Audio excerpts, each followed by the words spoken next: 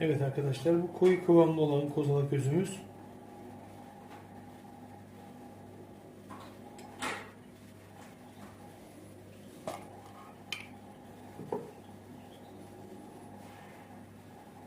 Bu ise akışkan olan kozalak özümüzdür efendim.